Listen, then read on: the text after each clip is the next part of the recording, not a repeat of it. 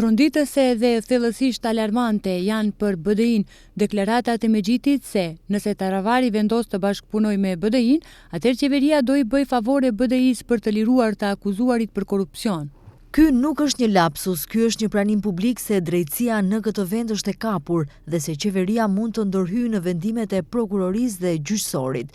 Me fjalët e veta, ai konfirmoi se drejtësia nuk funksionon në mënyrë të pavarur, por udhëhiqet nga urdhrat dhe interesat e shefit të tij politik, Kristian Mickoski.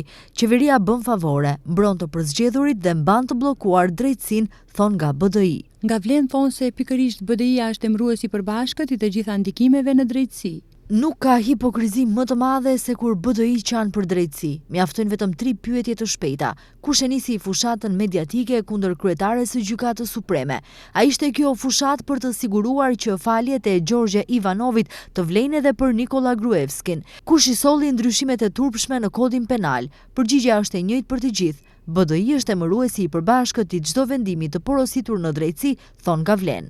Vlen përmend dyshimet dhe akuzat për korrupsion dhe ndërhyrje në drejtësi për Bujar Osmanin, Artan Grubin, Ixhet Mehmetin, Ismail Jahoskin e të tjerë.